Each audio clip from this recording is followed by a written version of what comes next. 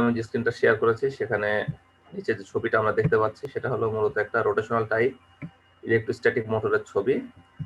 এটা কিভাবে কাজ করে এবং রোটেশনটা কিভাবে সম্পূর্ণ হয় আমরা সেটা দেখবো আজকে এখানে। Let's get started. We are now starting the electrostatic motor, which is of rotational type, as seen in the figure.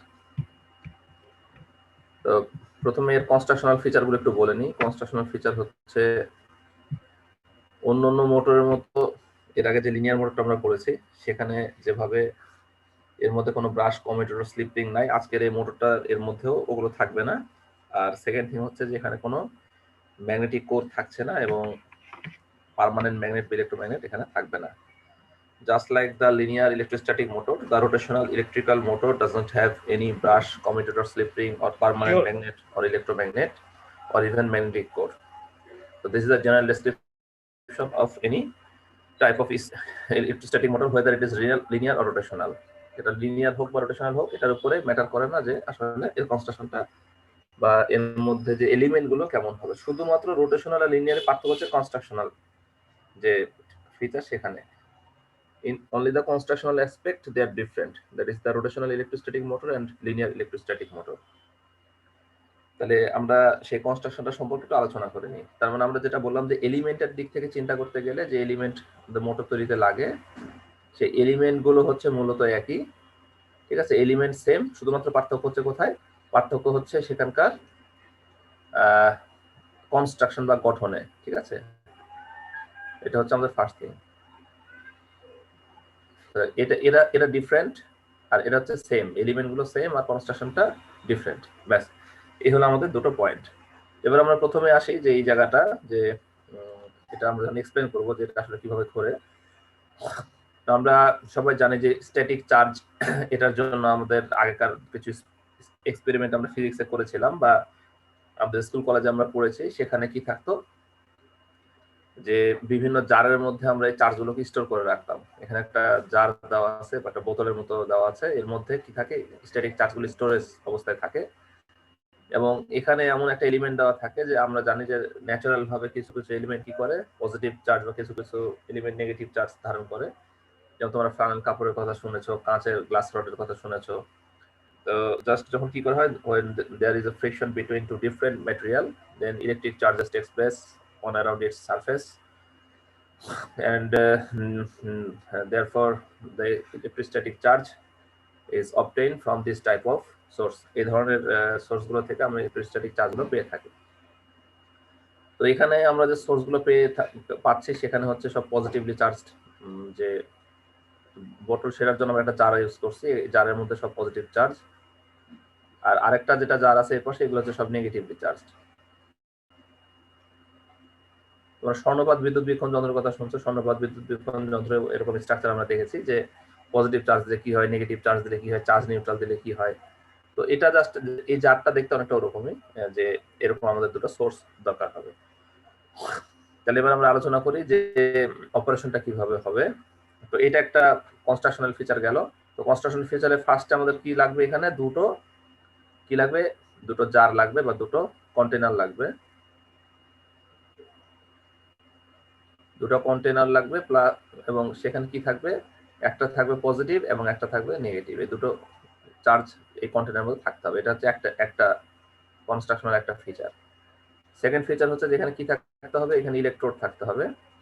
এখানে যে টার্মিনালগুলো দেখতে পাচ্ছ সেই টার্মিনালগুলো হচ্ছে মূলত ইলেকট্রোডের মতো কাজ করছে। ইলেকট্রোডস আর দেয়ার, তাহলে ইলেকট্রোড গুলো থাকবে এবং ইলেকট্রোড গুলো কেমন হবে, এগুলো সবই হবে প্রায় মেটাল সারফেসের, অর্থাৎ যার মধ্যে দিয়ে ইলেকট্রন গুলো ফ্রি ভাবে মুভ করতে পারে, এরকম প্রপার্টি বিশিষ্ট হবে ইলেকট্রোডস গুলা। এটা হলো আমাদের সোর্স গুলা। আচ্ছা, আর যে জিনিসটা রোটেট করবে সেটার এখানে কি থাকবে, এখানে একটা থাকবে সেন্টার অফ রোটেশন, তাহলে এখানে একটা থাকবে centre of rotation, centre of rotation. Centre of rotation হচ্ছে এই যে অ্যাক্সিসটা আমরা দেখতে পাচ্ছি, this is the centre of rotation, এবং এই অ্যাক্সিসের উপরে এই অ্যাক্সিসের উপরে আসলে এই গোটা রোটরটা ঘুরবে।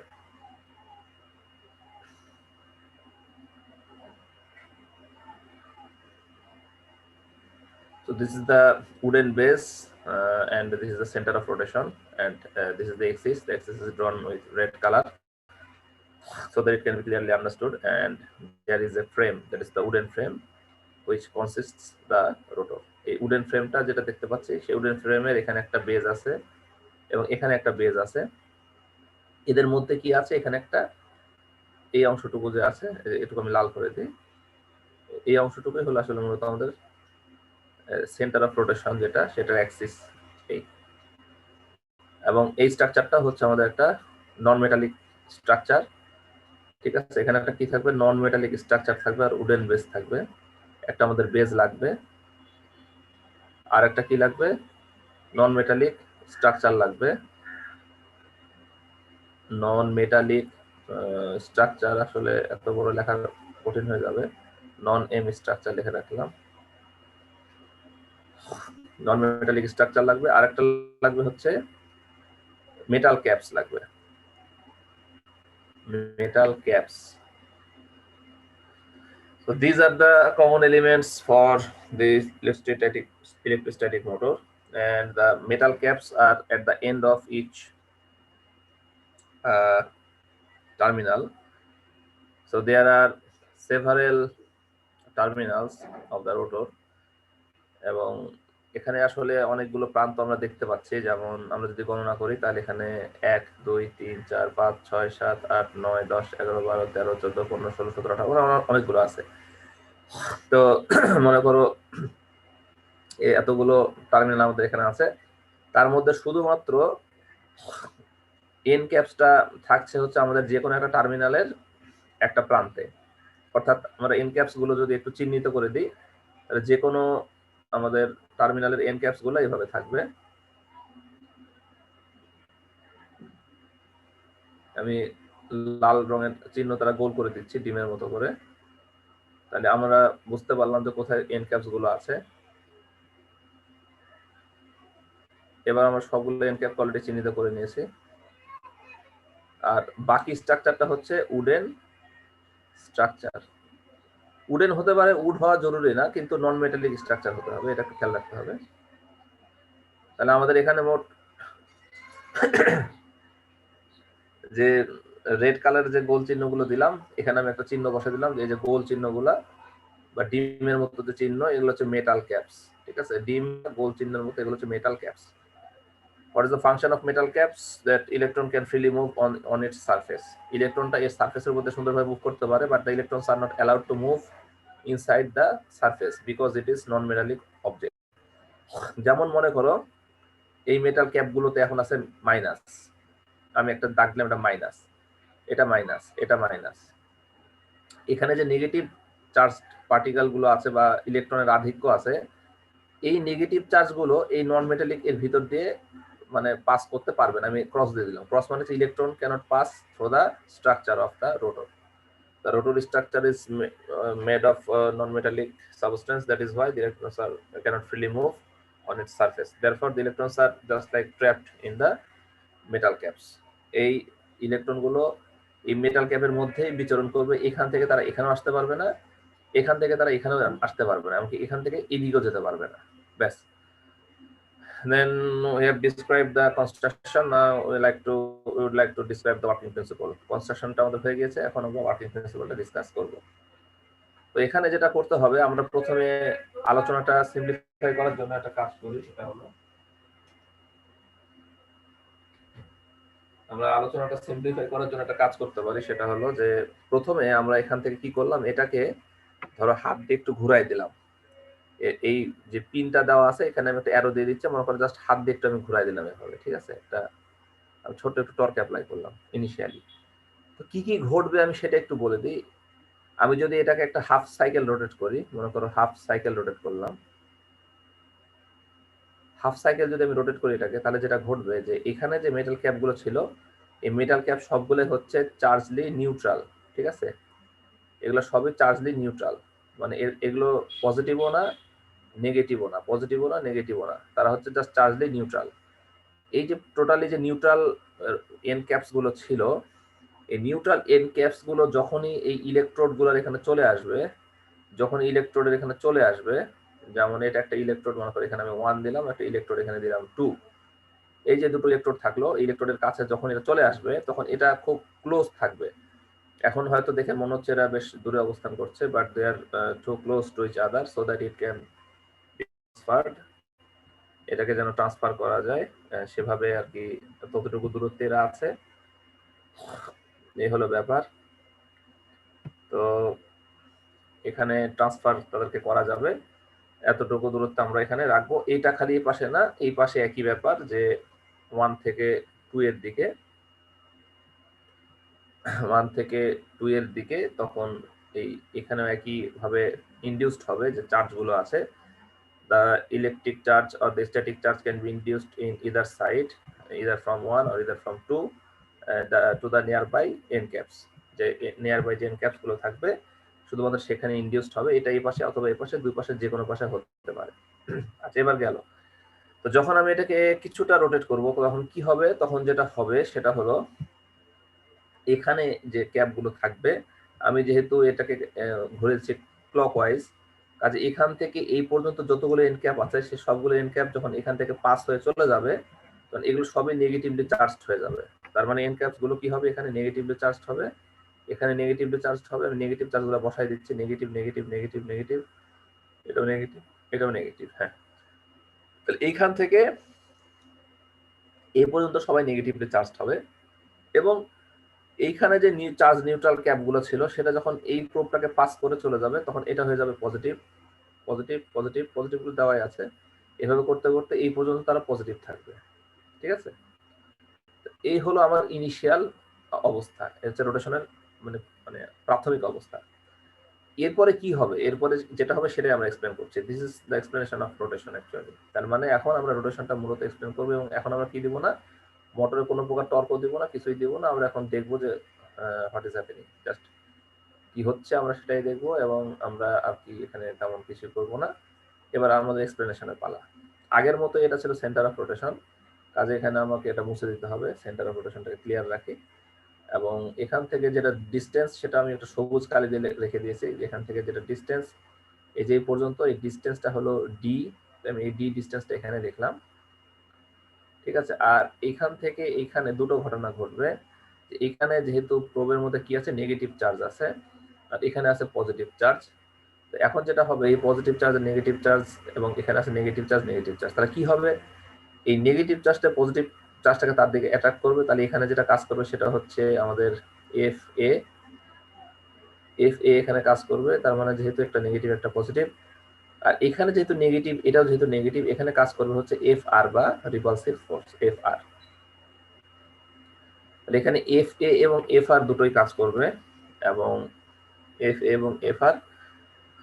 আরেকদিকে এইদিকেও কাজ করবে হচ্ছে যে যেহেতু এখানে পজিটিভ থাকতেছে, and the upcoming or oncoming end caps are of negative charges, therefore কি হবে এখানে similarly attraction force Fa takes place, and which is denoted as a blue arrow। এখানে আমরা একটা নীল রঙের তীর চিহ্ন দিয়েছি। এই অ্যারোর মধ্যে একটা আছে রেড আর একটা আছে ব্লু। তো এই দুটোর কাজ হচ্ছে যে রেডের কাজ হচ্ছে যে ব্লুটাকে বোঝাচ্ছি অ্যাট্রাকশন ফোর্স। ঠিক আছে, অ্যাট্রাকশন, আর এটা হচ্ছে রিপালশন, রেডটা হচ্ছে repulsion.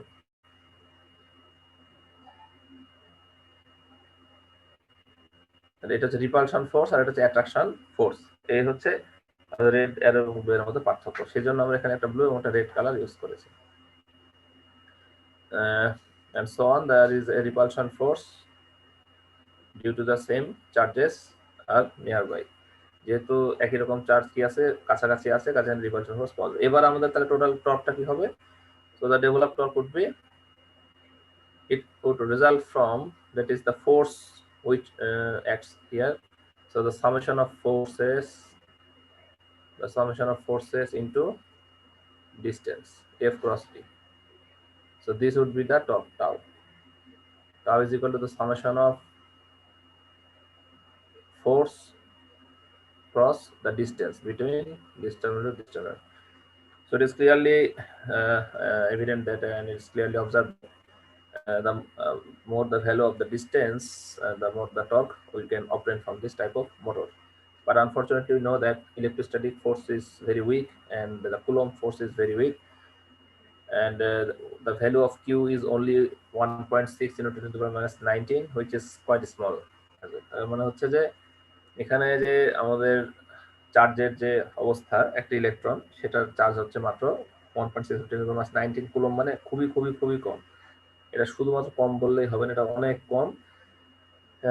And therefore the force developed here is very low. There is a very low amount of force can be obtained, and if we multiply the force into distance, the torque becomes very low. The torque is very low. This is the reality, and this is not feasible to drive most of the loads, and therefore this type of motor is not used to drive any type of load because it's not an efficient, its design is not so much efficient, and the motor cannot produce large power or large torque compared to its size. আমরা যদি এটাকে size বিবেচনা করি তাহলে মোটরটার arrangement অনেক বড়, সে তার arrangement অনুযায়ী সাফিসিয়েন্ট ইলেকট্রিসিটি প্রডিউস করতে পারে না। এই কারণে এই মোটরটা আসলে তেমন কোনো কমার্শিয়াল ইউজ আমরা দেখতে পাই না। এটা ল্যাবরেটরিতে ইউজ করা হয় বিভিন্ন এক্সপেরিমেন্টাল পারপাসে। আর একটা কারণ হচ্ছে যে আমাদের রোটেশন করার জন্য প্রচুর প্রচুর মোটর অলরেডি আছে, এবং প্রিসিশন ভাবে রোটেট করার জন্য আমাদের হাইব্রিড স্টেপার মোটর এবং আদার্স কিছু মোটর আছে, তারপর বিভিন্ন রকম অ্যাডভান্সড আমাদের সুইচিং আছে, এগুলোর মাধ্যমে আমরা প্রিসিশন ভাবে রোটেশনাল কাজগুলো করতে পারি। কিন্তু এই মোটরটা দিয়ে আমাদের রোটেশনালের যে কাজটা হবে সেটার জন্য এটা এত উইক যে এটা দিয়ে আসলে কিছু অ্যামেচার প্রজেক্ট ছাড়া বা যেমন ঘড়ির ভিতরে কিছু মেকানিজম থাকে, এই ধরনের খুব ছোটখাটো পারপাস ছাড়া অথবা ল্যাবরেটরির কিছু টুকিটাকি এক্সপেরিমেন্ট ছাড়া মানে কমার্শিয়ালি ইউজ বা অ্যাপ্লিকেশন বলতে যা বোঝায় একটা মোটরের ক্ষেত্রে সেভাবে এটা তেমন একটা দেখা যায় না এই মোটরটার ক্ষেত্রে। তাহলে আমরা অলরেডি ইলেকট্রোস্ট্যাটিক মোটরের রোটেশনাল এবং লিনিয়ার দুটোই আলোচনা করেছি। তো এর মধ্যে যদি বুঝতে কারো কোনো প্রবলেম থাকে বলো। আমরা এখন আরেকটা টপিকে যাব, সেটা হলো আমাদের আরেকটা টপিক আছে যেটা হচ্ছে ফুয়েল সেল। এই টপিকটা আমরা দেখবো এখন। তো তোমাদের একটু ভিউ এক্সচেঞ্জ করো যদি এ পর্যন্ত কোনো বুঝতে সমস্যা হয়ে থাকে।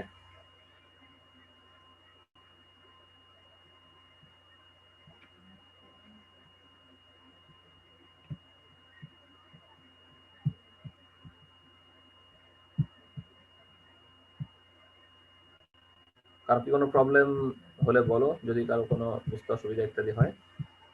তো আশা করি মোটরটা আমাদের জন্য কোয়াইট সিম্পল এটা বোঝার জন্য, এবং আমরা তাহলে এখন ফুয়েল সেলের দিকে যেতে পারি। আমি একটা নিউ স্লাইড শেয়ার করতে চেষ্টা করছি। আমি একটা নিউ শেয়ারিং দিচ্ছি এবং এখানে আমরা একটা ফুয়েল সেলের কনস্ট্রাকশন দেখতে পাচ্ছি।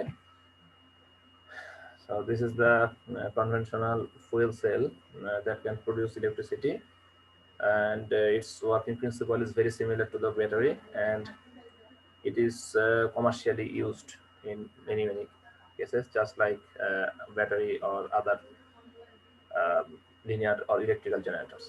এই ফুয়েল সেল আমরা এখানে যেটা দেখতে পাচ্ছি সেটা আসলে খুবই খুবই কমন একটা ফুয়েল সেল, যে ফুয়েল সেলটা আমরা বিশেষ করে ফুয়েল সেলের বিভিন্ন অ্যাপ্লিকেশন যেগুলো আছে সেগুলোতে এটা ইউজ করা হয় কমার্শিয়ালি। এবং এই ফুয়েল সেল থেকে আসলে ইলেকট্রিসিটি প্রডিউস হয়। কিভাবে প্রডিউস হয় এটার কনস্ট্রাকশনটাকে সে সম্পর্কে আমরা জানবো। তো প্রথমে আমরা একটু দেখে নেব যে ফুয়েল সেল কাকে বলে, ফুয়েল সেল এবং কনস্ট্রাকশনটা কি, তারপর আমরা ওয়ার্কিং প্রিন্সিপালে চলে যাব। তাহলে আমরা এখন শুরু করছি যে ফুয়েল সেল এটা কাকে বলে। and we can describe and we can introduce fuel cell, but before introduce the fuel cell I'd like to introduce with the battery. And you already well known that the battery has three components. Two electrodes are there, and there is an electrolyte in a battery. And similar to the battery, the fuel cell has the same thing. It has also two electrodes and an electrolyte in it, and there are so many arrangements other than the battery. এবং battery আর fuel সেলের মধ্যে আসলে আমরা একটা দিক থেকে এদেরকে একই বলতে পারি, যে ব্যাটারিতে যেরকম কি ছিল। আমি তাহলে ব্যাটারির কথা স্মরণ করে দিচ্ছি এই জন্য যে আমরা যেহেতু ব্যাটারি সম্পর্কে অনেক দিক থেকে জানি, যে ব্যাটারির সাথে আমি একটু মিলায় করতে পারলে আমাদের জন্য বোঝাটা সহজ হবে। এই জন্য আমি ব্যাটারির উদাহরণটা টেনে আনছি। তো আমরা কি জানি ব্যাটারির মধ্যে থাকে কি? ব্যাটারির মধ্যে থাকে ইলেকট্রোড, থাকে দুইটা ইলেকট্রোড, একটা অ্যানোড একটা ক্যাথোড বলি, আর থাকে ইলেকট্রোলাইট। এটা হলো ব্যাটারির মূল এলিমেন্ট। এরপরও কাভার ইত্যাদি থাকে, সেগুলো অপশন মানে গৌণ এলিমেন্ট। মুখ্য এলিমেন্ট হচ্ছে তিনটা, একটা হলো যে ইলেকট্রোড গুলো এবং ইলেকট্রোলাইট। এটা ব্যাটারির মতনই, এর মধ্যে কি থাকবে? ইলেকট্রোড থাকবে, ইলেকট্রোলাইট থাকবে। তার মানে বোঝাই যাচ্ছে যে এটা অনেকটা ব্যাটারির মতো। এইটুকু কনসেপ্ট দেওয়ার জন্য আমরা ব্যাটারির পুরাতন প্রসঙ্গটা একটু টেনে আনলাম। এবার আমরা আসতেছি হলো এটা হচ্ছে আমরা এখন একটু ইন্ট্রোডাকশন অথবা আমরা একটু ডেফিনেশনের দিকে যাই। যদি কোশ্চেন আসে what do mean by a fuel cell or what is a fuel cell, so we can explain like that. The fuel cell is an electrochemical cell which produces electrical power just like a battery, or which can produce electrical power from its chemical reaction. Yes, অথবা a fuel cell is such type of electrochemical cell that can convert electrical energy from chemical energy. আমরা এই দুটো সহজ সংজ্ঞার যে কোনো একটা দিয়ে বলতে পারি। একটা সংজ্ঞা হচ্ছে যে ইলেকট্রোকেমিক্যাল সেল, এটা একটা যেটা কি করে ইলেকট্রিক্যাল এনার্জিতে কনভার্ট করে, কোথা থেকে? কেমিক্যাল এনার্জি থেকে ইলেকট্রিক্যাল এনার্জিতে যে কনভার্ট করে সেটাকে আমরা ফুয়েল সেল বলি। তাহলে এই আমাদের সিম্পল সব এক্সপ্লেনেশন থেকে গেল, ফুয়েল সেল কাকে বলে, ফুয়েল সেল একে বলে। ঠিক আছে, তাহলে আমাদের ফুয়েল সেল কাকে বলে হয়ে গেল।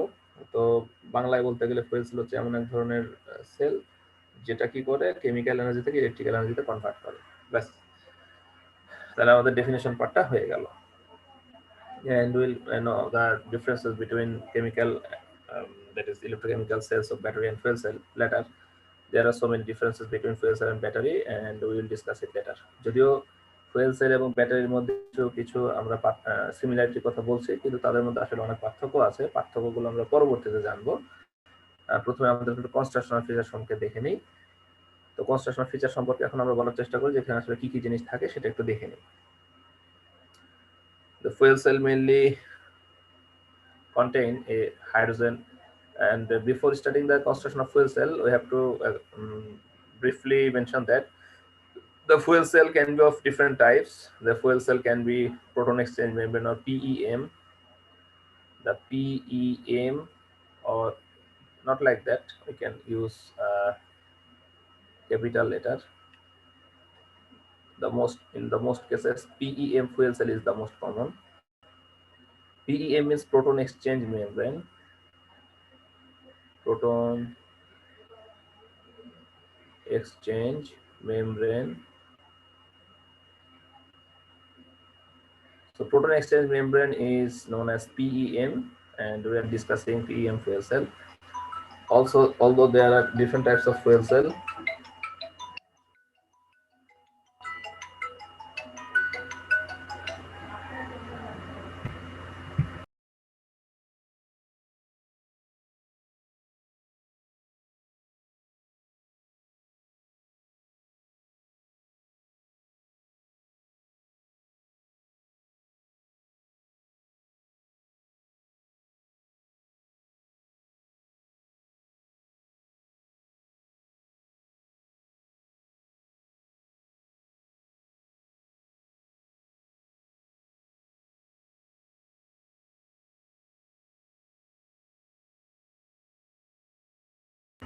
okay, so I'm very sorry that there is an emergency call, and let's continue our discussion.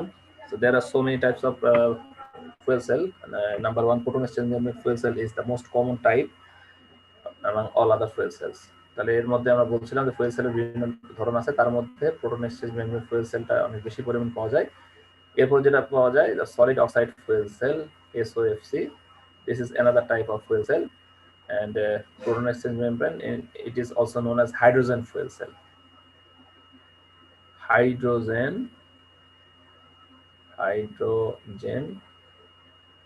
fuel cell.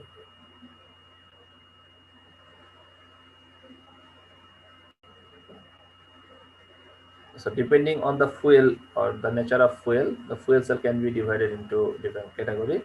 But we are now discussing hydrogen fuel cell and proton exchange membrane fuel cell. So depending on the fuel, this is proton exchange membrane fuel cell.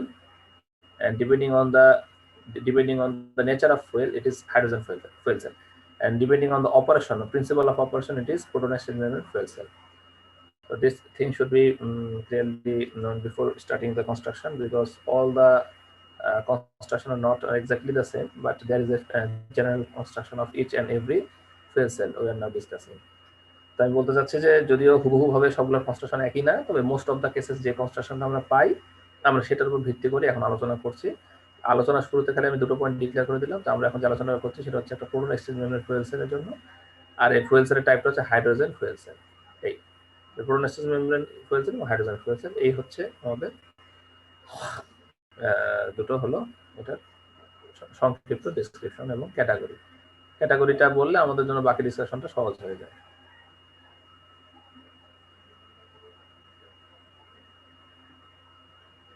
তাহলে এখানে আমাদের কি আছে, যে আমাদের এখানে একটা hydrogen একটা ট্যাঙ্ক লাগবে।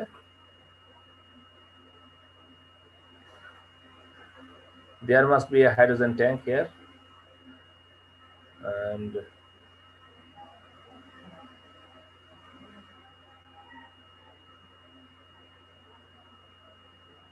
the purpose of hydrogen tank is to store a lot of hydrogen gas inside the tank, and it can supply hydrogen to the fuel cell as necessary or as required. তার মানে এখানে যে hydrogen গ্যাসটা আমরা দেখতে পাচ্ছি, the hydrogen gas comes from a storage or the hydrogen tank storage. এটাই হচ্ছে বলার জন্য, কারণ প্রথম প্রশ্ন হচ্ছে হাইড্রোজেন গ্যাসটা আসলে কোথা থেকে আসবে, সেটা একটা কোশ্চেন। সেটার জন্য আমি বলে দিচ্ছি যে প্রথমে এখানে যে হাইড্রোজেন গ্যাসটা দেখানো হয়েছে সেটা আসলে একটা হাইড্রোজেন ট্যাঙ্ক থেকে আসবে। তাহলে কনস্ট্রাকশনের মধ্যে কি পাওয়া গেল, there is a hydrogen tank that contains hydrogen, there is an anode which is a platinum catalyst, and this anode can dissolve the hydrogen ion into the hydrogen atom into ions. There is the electrons and hydrogen ion, and there is a proton exchange membrane, or which is basically a polymer electrolyte membrane, or it is also known as proton exchange membrane. And this membrane just allows the positively charged particle, and it restricts to flow the electrons inside this, and it is totally isolated from other layers. There are so many layers, and this layer is in the middle position as seen in the figure, and this is the pink color, and this is the proton exchange membrane, which is situated at just like the middle portion of the fuel cell. এটা আমাদের ছবির মধ্যে দেখতেই পাচ্ছি, একদম মাঝখানের দিকে আছে, এবং এটা হচ্ছে একটা layer, and there are several layers of the proton exchange membrane fuel cell, such as the first layer is known as the hydrogen chamber, or the hydrogen gas chambers are there. So hydrogen gas chamber is the first layer. Then the second layer is the anode, which can dissolve the hydrogen gas or hydrogen atom into ions. That is the hydrogen ion and electrons. The third layer, or the center portion, which is located in the middle portion, is the proton exchange membrane or polymer exchange membrane. It allows only the hydrogen ion, not the electrons. And this is the cathode. Cathode is another layer. So there is an anode and a cathode, and after the cathode there is another layer, which is the oxidant chamber, and it is constructed with another layer. So at least there are 5 layers, and all these are basic layers, and this is the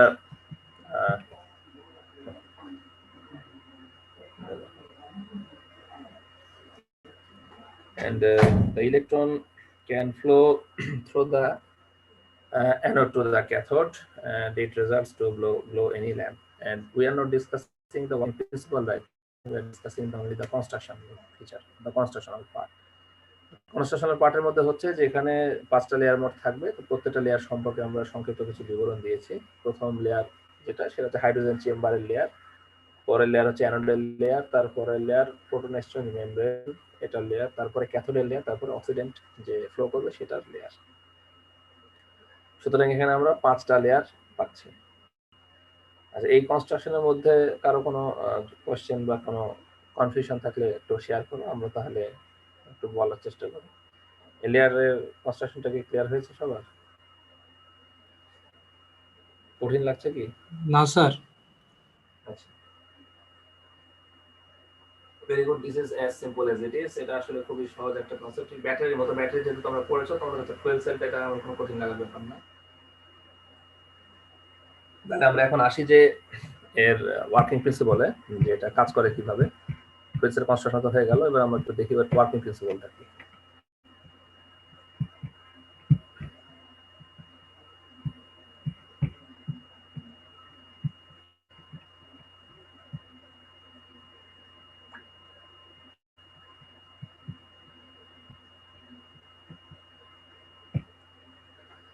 So this is the cross-sectional view of a hydrogen fuel cell, as seen in the figure. এটা হচ্ছে যে কোনো একটা hydrogen fuel সেলের একটা cross-sectional view, যার মধ্যে এর আগে আমরা যে লেয়ার গুলো এক্সপ্লেন করেছি প্রত্যেকটা লেয়ারই এর মধ্যে আসলে আছে।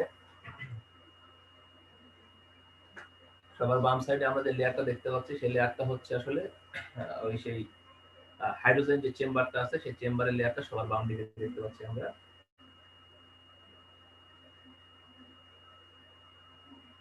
এরপরে সবার বাম দিকে যে হাইড্রোজেন লেয়ারের যে চেম্বারটা, যেখানে ফুয়েল ইন লেখা আছে, সেখানে দেখা যাচ্ছে যে বেশ কিছু সংখ্যক হাইড্রোজেন তার মধ্যে প্রবেশ করেছে, এবং এই হাইড্রোজেন যে গ্যাসগুলো আছে সেই হাইড্রোজেন গ্যাসগুলো বেশ হাই প্রেসারে থাকে। এখানে হাই প্রেসারে থাকলে কি হয়, আমি জাস্ট একটু ছবির মাধ্যমে একটু দেখানোর চেষ্টা করি। এখানে আমি একটা হোয়াইট বোর্ড আঁকিয়ে নিচ্ছি আমাদের এক্সপ্লেনেশন সুবিধার জন্য। হোয়াইট বোর্ড আঁকালে আমাদের জন্য একটু এক্সপ্লেনেশনটা সহজ হয়ে যাবে। এটা ওয়ার্কিং প্রিন্সিপলটা খুব ইন্টারেস্টিং, জাস্ট আমি একটু সংক্ষেপে দেখানোর চেষ্টা করতেছি। তো আসলে এখানে কি থাকবে, এখানে একটা ফুয়েল ট্যাঙ্ক থাকবে, বড় একটা ফুয়েল ট্যাঙ্ক থাকবে এরকম, ঠিক আছে। এরকম একটা ট্যাঙ্ক আমি আঁকায় নিলাম, ঠিক আছে। এই ট্যাঙ্কের মধ্যে যে চলে আসলো, এখানে হচ্ছে হাইড্রোজেন রিজার্ভার, ঠিক আছে। এটা একটা ক্লোজড একটা ট্যাঙ্ক বা চেম্বার।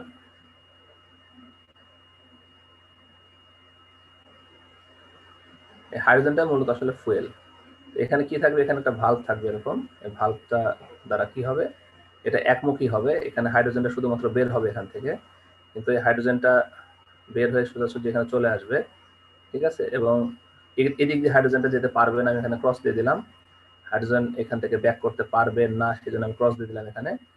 একইভাবে এখানে আর একটা চেম্বার থাকবে বা ভালভ থাকবে, সেই ভালভ দিয়ে হাইড্রোজেন কেবলই প্রবেশ করতে পারবে। এটাকে একমুখী ভালভ বলা হয়। এগুলো আমরা বহুত পড়ছি ফিজিক্স বইয়ে, এর আগে তোমরা পড়েছো, সবাই তোমরা এগুলো জানো যে একমুখী ভালভের কাজটা কি। এই হচ্ছে আমাদের টোটালি স্ট্রাকচারটা। এখানে হচ্ছে একটা ক্লোজ লুপ ঘুরতেছে, যেটা আমরা ছবিটা দেখলেই বুঝতে পারবো যে হাইড্রোজেন গুলো হাইড্রোজেন চেম্বারে ঢুকতেছে, তারপরে তাদের রিঅ্যাকশন হচ্ছে, যেগুলো হাইড্রোজেন রিঅ্যাকশনে অংশগ্রহণ করছে না তারা বের হয়ে আসছে এখানে।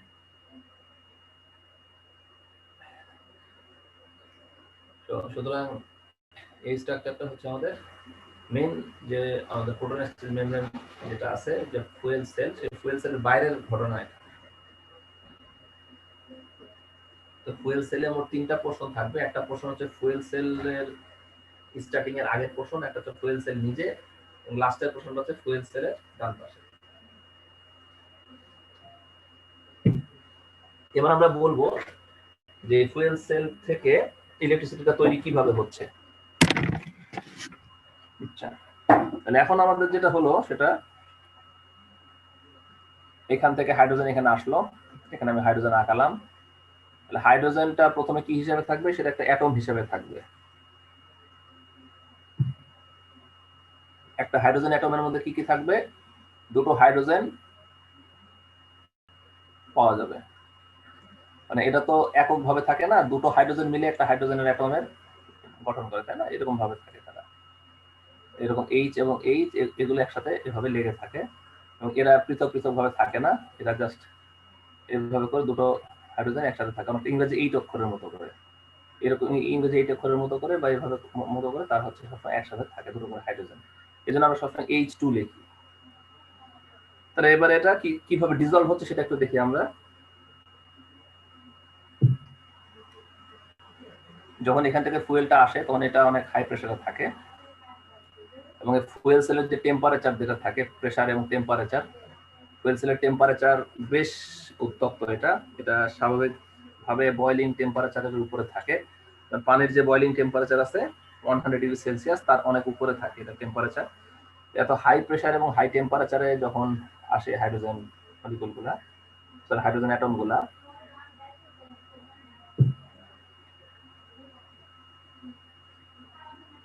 তখন কি হবে? তখন যেটা হবে যে হাইড্রোজেনটা ডিজলভ হয়ে যাবে। হাইড্রোজেনটা যে ডিজলভ হবে, হাইড্রোজেন ডিজলভ এখানে এখানে দেখি যে একটা হাইড্রোজেনের মধ্যে আসলে কি কি থাকে। একটা হাইড্রোজেনের ভিতরে কি কি থাকবে? একটা প্রোটন থাকে, পি থাকে, আর এর বাইরে থাকে ইলেকট্রন। মজার ব্যাপার হচ্ছে হাইড্রোজেনে দেয়ার ইজ নো নিউট্রন, তাই না? হাইড্রোজেনই হচ্ছে বোধহয় একমাত্র পরমাণু, তোমাদের তো ভালো জানা থাকার কথা, যেটার মধ্যে কোনো নিউট্রন পাওয়া যায় না।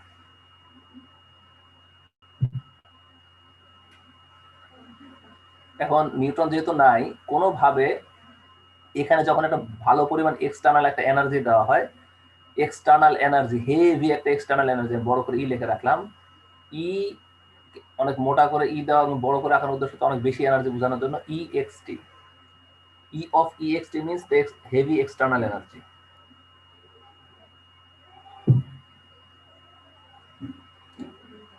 When a heavy external energy is applied to any hydrogen atom, then the electron is forcibly free from the atom and it becomes an ion, which is known as proton or hydrogen ion. And simply we write H plus instead of writing a proton, and there is the electron which is just away from the hydrogen, so there is an electron. The electron and hydrogen ion, so these are now separated with this mechanism. মানে এদেরকে আসলে separate করা হয়। আর এটার যে proton exchange membrane বলা হচ্ছে, আসলে হাইড্রোজেন যে আয়ন আমরা বলতেছি, এই আয়নটাই মূলত আসলে বাস্তবিকই একটা প্রোটন, প্রোটন ছাড়া কিছুই না। অন্যান্য অ্যাটম থেকে ইলেকট্রন সরালে সেটা হয় আয়ন, আর হাইড্রোজেনের থেকে ইলেকট্রন সরালে ওরা কিছুই থাকে না, থাকেই হলো একটা প্রোটন। এই জন্য সেটাকে আমরা প্রোটনও বলি, কখনো কখনো হাইড্রোজেন আয়নও বলি। ব্যাস।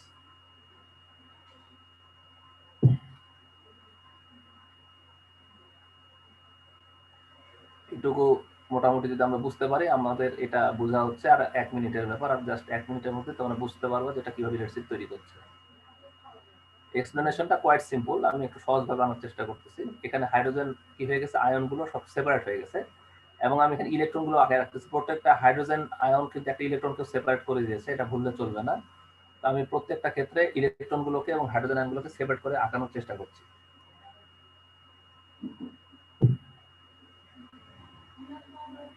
Come to the point, what is the function of the anode? As you know that the anode is typically an electrode which can conduct electron very well. Anode গুলো এবং ক্যাথোড গুলো দুজনেরই একটা কমন বৈশিষ্ট্য হচ্ছে এদের মধ্যে ইলেকট্রন খুবই খুবই ভালোভাবে যেতে পারে। ইউজুয়ালি দেয়ার মেটাল সারফেস, এবং সবগুলা ক্ষেত্রে সাধারণত আমরা মেটাল সারফেসে দেখে থাকি। মেটাল সারফেস অফ কার্বন হলে এর মধ্যে ইলেকট্রন সুন্দরভাবে ফ্লো করতে পারে। So what is the purpose of anode? The electron can flow through the anode very easily. So we are writing electron like this, and there are some hydrogen ion which exist in the anode as well. And you know that the electron is lightweight compared to the proton. It is almost 2000 times lighter than that of the proton or the hydrogen ion. So hydrogen ion is 2000 times heavier than the electron. Therefore, the electrons can freely move from anywhere, but the hydrogen ion is difficult due to their inertia, and they exist the nearby location. যেখানে hydrogen আয়নগুলো পাওয়া যায়, ওরা একটু ভারী হওয়াতে ও আশপাশেই অবস্থান করে, খুব বেশি ছোটাছুটি করতে পারে না। ইলেকট্রনগুলো লাইট ওয়েট হওয়াতে তারা খুব দ্রুত মুভ করতে পারে একটা প্লেস থেকে আরেকটা প্লেসে।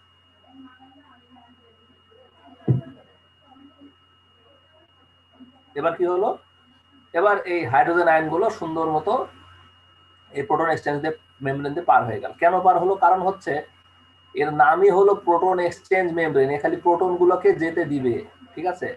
আর যতগুলো ইলেকট্রন এর মধ্যে ঢুকবে, সে কোনো ইলেকট্রনের মধ্যে ঢুকতেই দিবে না, ইলেকট্রনটা সোজা কথা এর মধ্যে ঢুকতে দিবে না, সে শুধু প্রোটন গুলোকে অ্যালাউ করবে। আর মেমব্রেন মানেই তো একটা পর্দার মতো বা ঝিল্লির মতো, যার মধ্যে দিয়ে কিছু এলিমেন্ট পাস হয়ে যাবে, কিছু এলিমেন্ট পাস হবে না।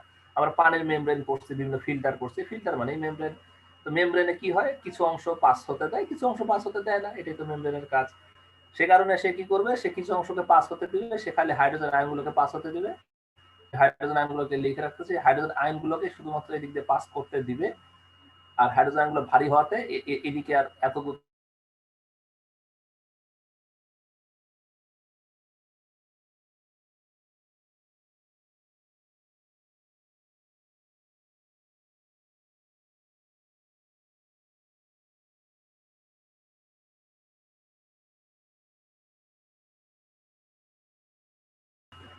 কাজে আমি এখানে চলে আসলাম। Sorry head sir, ex sir phone দিয়েছিলেন, যাই হোক আমি কেটে দিয়েছি ফোনটা। তো আমরা এখন আছি হলো ক্যাথোড সাইডে।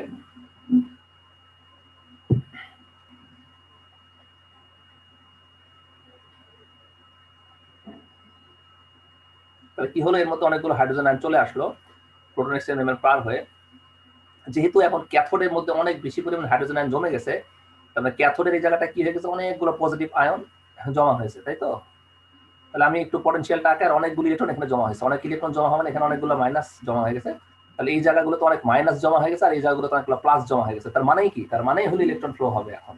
এইটাই আমি বলতে চাচ্ছি যে এইভাবে ইলেকট্রিসিটিটা ফ্লো হয়, যে একখানে অনেক বেশি পজিটিভ চার্জ, এখানে অনেক বেশি নেগেটিভ চার্জ। এবার এখানে আমি লোড বসাই দিলাম। লোড মানে কি? লোড মানেই তো হচ্ছে যে যার মধ্যে ইলেকট্রিসিটি ফ্লো হতে পারে, যার মধ্যে কারেন্ট ফ্লো হতে পারে, সেটাই তো ইলেকট্রিক্যাল লোড।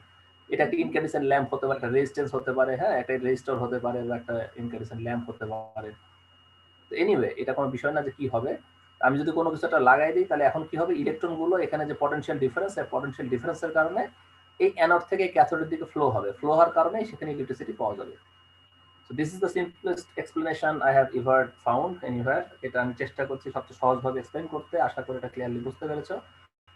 আর আমাদের যে তিনটা পোর্শন বলছি, ফুয়েল সেলের বাম সাইডে লেফট হ্যান্ড সাইড হচ্ছে এটা, এইটার আলোচনাটা হয়েছে, মাঝখানের অংশটুকু হয়েছে, আর কিছু আলোচনা বাকি আছে ডান পাশের এই পোর্শনটা, এটা হচ্ছে রাইট হ্যান্ড সাইডে। এটা আমরা নেক্সট ক্লাসে ইনশাআল্লাহ জানবো যে এই পাশে কি ঘটে। তো আমরা আজকে খালি জানলাম যে প্রোটন এক্সচেঞ্জ মেমব্রেন থেকে কিভাবে ইলেকট্রিসিটিটা তৈরি হয়। আশা করি তোমরা সবাই বুঝতে পেরেছো। আর সিআর কি অ্যাটেন্ডেন্স স্টার্ট করতে পেরেছো আজকে? জি স্যার, দিয়েছি। ঠিক আছে, কারো যদি কোনো কোশ্চেন থাকে কোশ্চেন আস্ক করতে পারো, যেহেতু end of the class. So if you have any question, you are free to ask me. Or otherwise you can end the class, and thanks for attending today.